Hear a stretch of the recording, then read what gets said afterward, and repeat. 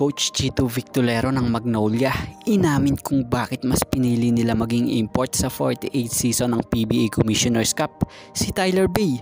So ang dating Dallas Mavericks player na to ay defense-oriented nga at isa yon sa nagustuhan ng kampo ng Magnolia dito.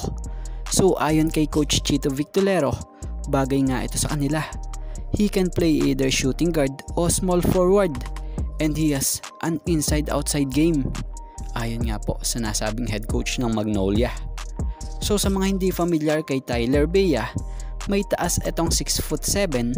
Ang maganda pa nga po sa pagdating nito dito, mayroon na nga pong solido pang frontline sila dahil magbabalik na rin itong si Ian Sangalang, tapos may James Laput pa na isa na nga ring pangunahin nilang maaaring maging sentro